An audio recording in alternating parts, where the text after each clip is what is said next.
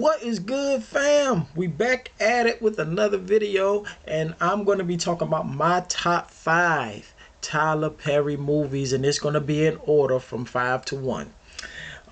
First and foremost, I gotta give the guy his flowers because he put a lot of people on. His plays is actually great. Movies, well, he put out some pretty good plays. He put out some pretty good movies and some pretty subpar shows on my end that I thought about, but he put a lot of people on, you know what I'm saying? So I gotta give him his props, man, because he helped a lot of people out. But we gonna get straight into these movies, man, and I'm gonna start out with my first number 5 movie. Here it is. Number 5, Good Deeds. Now, to me, this is one of his underrated movies. It's on Netflix right now if you plan on watching it. He was pretty much groomed to pretty much run the company that his father built. He married Gabrielle Union, who pretty much was in a rich family as well. She was also groomed to pretty much marry somebody successful and stuff like that. And he pretty much was focused on just, he thinking his life is perfect, but 20 Newton, Danny Newton, is that how you say her name? Yeah, I think it's Danny Newton. Y'all know what I'm talking about. Obviously, it's the one on the left. She comes into the mix differently, where she don't have everything together. She's losing her house and stuff like that, and she also has a daughter that she has to take care of. So she pretty much gets a job working where he's at, and she's like, who's this big white dude that's running the company? Come to find out, it's Tyler. Well, Wesley in the movie. She pretty much gives him a different side of pretty much life, and she pretty much opens up something different in him. Like, I want to live. I want to really be out here living my life. I haven't been happy in a while since I'm helping so many people out. I never had a chance to really live my life. His brother was acting crazy as hell. His mother pretty much wanted him to stay the way he is and all that. Like, no, like, I want to live. And Gabrielle Union pretty much was cool with that. You know what I'm saying? That's pretty much the movie. But yeah, man, I really feel like it was one of them. Of course, a lot of his movies got messages in it, but this one really had a dope one, pretty much saying you can be all hooked up in work all day, every day, but where are you going to put time in to focus on you? What you like doing, how you feeling in the whole 9 yards. Pretty much how it went. So yeah, man, if you ever get a chance, it's on Netflix. Go and watch it yourself. Me, myself, I watch it because to me it's rewatchable. So yeah, man, Good Deeds. That's my number 5. Let's get to our number 4. Number 4. Why Did I Get Married? 1. I'm going to add 2 into the mix of it as well. Now, on either or, it pretty much shows the difficulties when it comes to marriage. And the funny thing about it, he put in kind of like every couple in the movie. You know, you got Malik and Janet's marriage, who everybody feels is perfect, but it's always something there. You got Tyler and Sharon Leal's marriage, where in this one she feels like he's out there cheating on her or something like that, seeing other people, and the whole time he's not. He's pretty much working his ass off, and at the time he was helping surprise her with a party or some shit like that. Michael Jai White and Tasha Smith, they just a toxic, crazy couple who pretty much cuss each other out to the point where they like, why don't you be with somebody else? Or, why don't you be with somebody else? And they really don't want to be with nobody else. They love each other. It's just toxic. And honestly, they were the most realistic couple of all. And of course, you got the bombshell, Richard Gere and Jill Scott marriage, cool. And of course, y'all seen what he did in part 1. He just pretty much spilled everybody's tea. And of course, in part 2, Tyler and his wife is going through marital affairs. Jill Scott meets Lamont Rocker in the first one, and it's all good in the beginning until he actually leaves, goes with her, gets a new job. Well, he's finding a new job, and Malik and Janet is going through the shit that they're going through, and it got crazy. Michael Jai White and Tasha Smith, same old bullshit. They ain't really nothing changed. They kind of like the comic relief. But yeah, man, I really did enjoy this one. It took a turn though. If y'all haven't watched it, spoiler alert, Malik dies. And Janet's character pretty much is encouraging them, regardless of what they're going through in each couple, to embrace your partner as close as you can, because they was getting like a divorce or something like that, and it got bitter, it got crazy. If that's the case, y'all should just leave the marriage. If it gets that crazy, just go ahead about it. Go ahead. Well, they went through a crazy divorce too, so it was crazy, but it ain't worth all that shit. To pretty much sum it all up, it ain't worth none of that, because that drastic shit like that can happen. So separate, do what y'all gotta do, but do it as civilized as possible. But yeah, this is my number 4. Why did I get married 1 and 2? Let's get to my third one. Alright, my number 3, Medea's family reunion. This was pretty much a cool movie from start to finish. We got the daughters starting out, who is favoritism shown by the mother. The one that Rochelle Axe play, she's married to Blair Underwood, who's pretty much Lucifer in the fucking suit. And her mother's like, you should stay with him, and because she pretty much is in an abusive relationship with her husband, who just so happens to molest her daughter in her presence. And that pretty much holds a grudge between her and her mother. But it also keeps her in survival mode, where she wants to be in love, but not like that. And that's when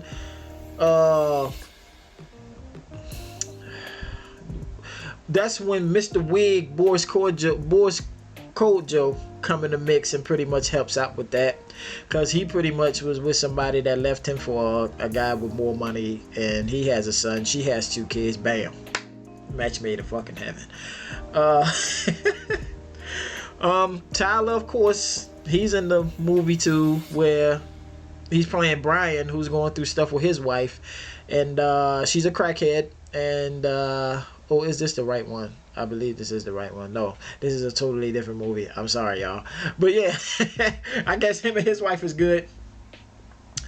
Of course, we got the great Cicely Tyson in it, who gives a great speech towards the end, and it really is heartfelt and make you think a lot different when it comes to it. I like the message when it came to that.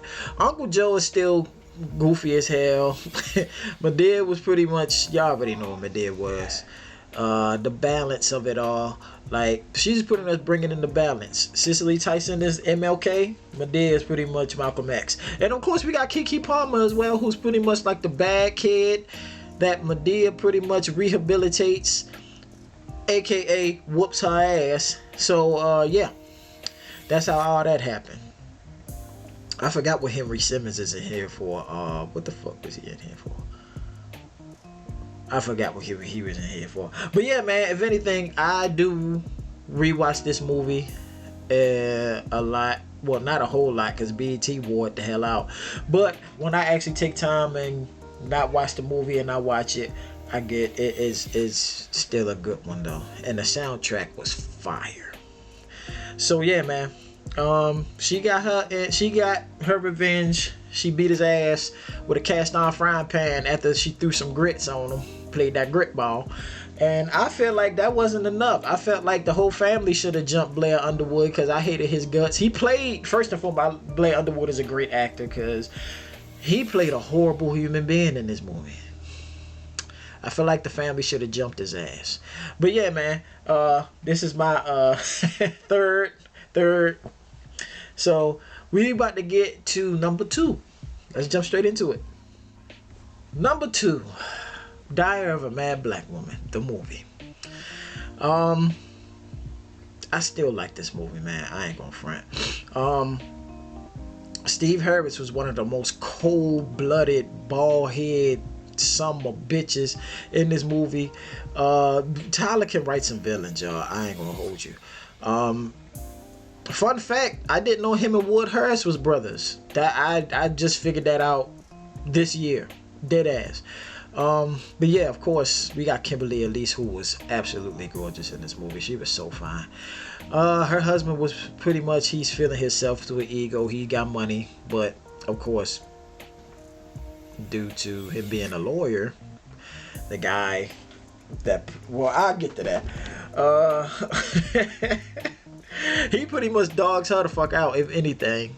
He gets with somebody new, kicks her completely out, from moving her wardrobe out to buying a new girl wardrobe. And just completely pushing her out. Where Shamar Moore comes into the mix with this dumbass braids on his head. He did not need them.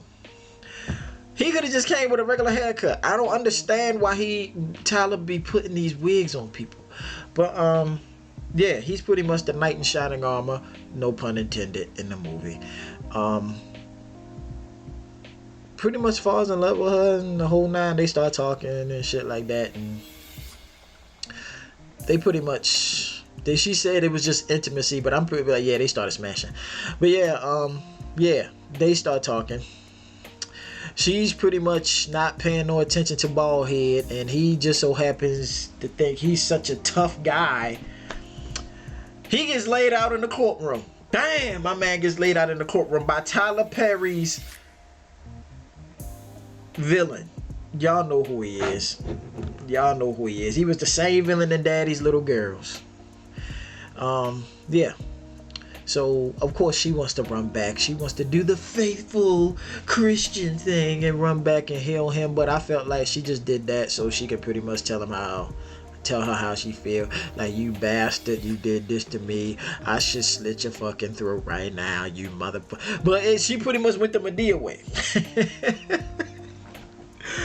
But even Cicely Tyson helped her through that before she did that. Like, you just gotta let it out, sweetheart. And let it out she did. She was fine when she was doing that shit to him. I was like, ooh, girl, ooh, you'd have got pregnant by me doing that. Ooh. But yeah, of course, you still got it back again. Medea, Malcolm X, Cicely Tyson, MLK. The balance is needed, man. But yeah, at the end of the day, she didn't stay with him. She broke up with him in front of the family. Divorce papers ring the whole nine, and left his ass there and went home with Shamar Moore, which was hilarious. Like, you broke up with this man in front of the whole family at dinner time. God damn, you cold-blooded. But it wasn't as cold-blooded as that motherfucker. So yeah, man, this is my number 2. I still like this movie, man.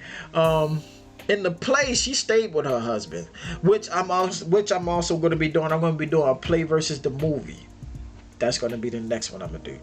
But yeah, man, I like this movie still to this day. It was a good one. Oh yeah, Tyler Perry pretty much had the crackhead wife in this one, where she redeems herself and comes into the church singing her ass off. Of course, the soundtrack is great, man. The Father, Can You Hear Me, man? Come on, man. The soundtrack was dope. Yeah, and if you look it up, Cheryl Pepsi Riley sung her part, but at the end of the day, she did a good job lip singing the song. So yeah, man, that's my number 2. Let's get to my number 1, and I'm pretty sure y'all know what it is.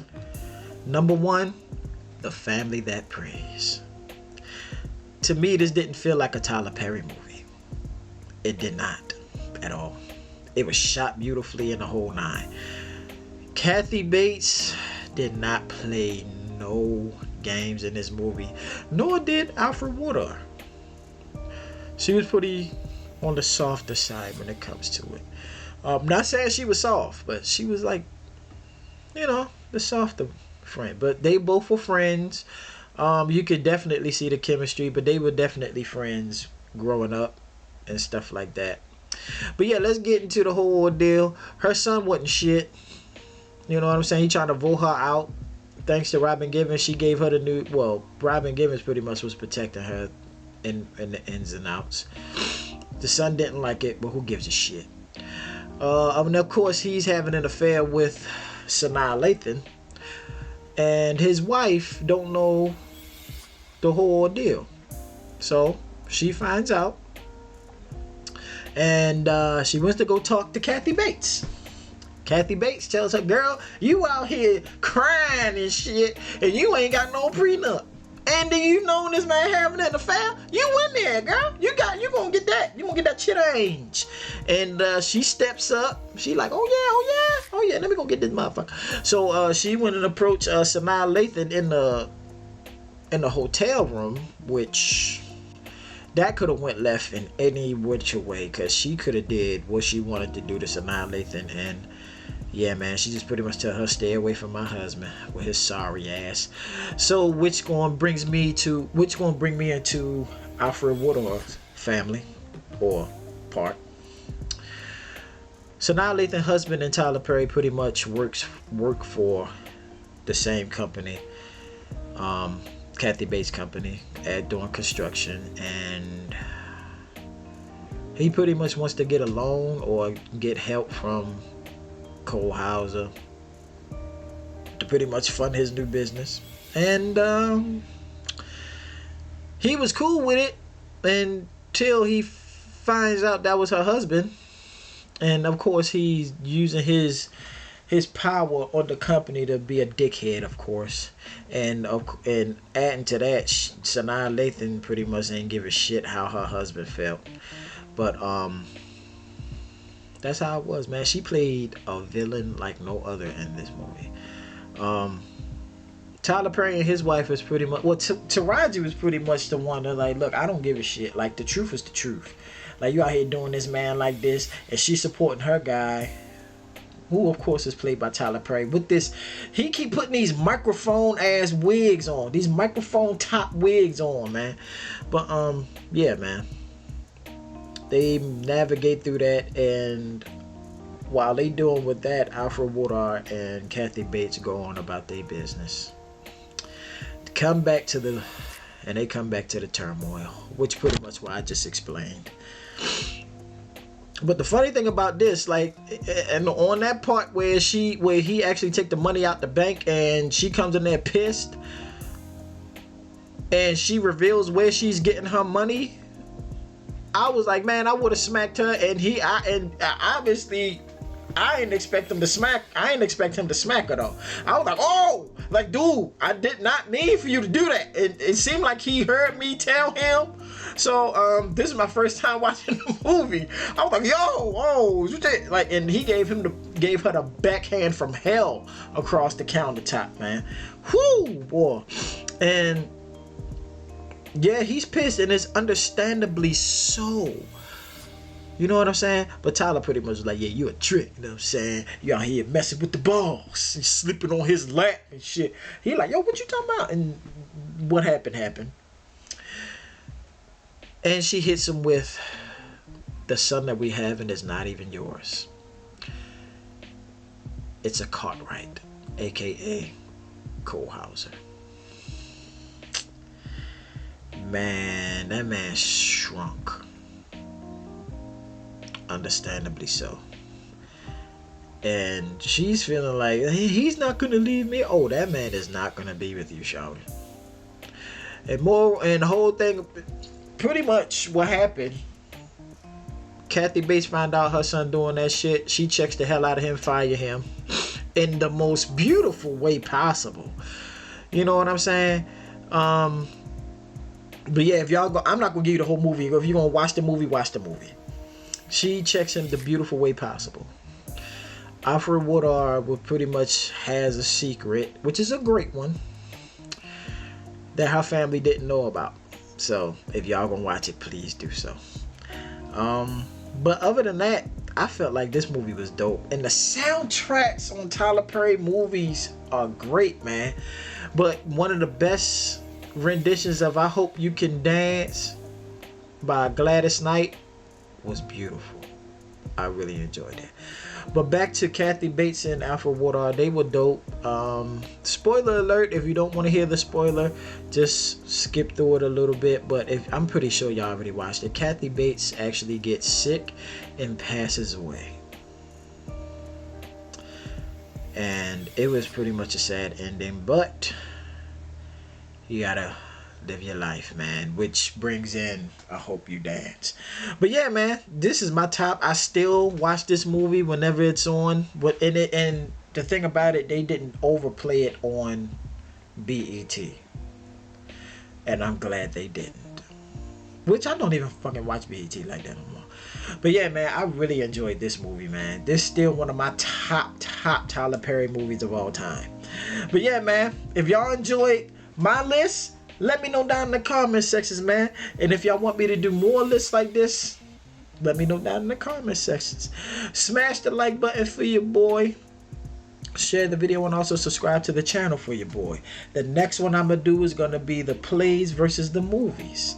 Now, I cannot wait to do that one, man. Because it's going to be... Y'all going to understand. Some of y'all already know. Y'all gotta understand why I feel the way I feel about some of the movies and the plays. But yeah, y'all, I'll see y'all in the next one. Peace, love, blessings. We out.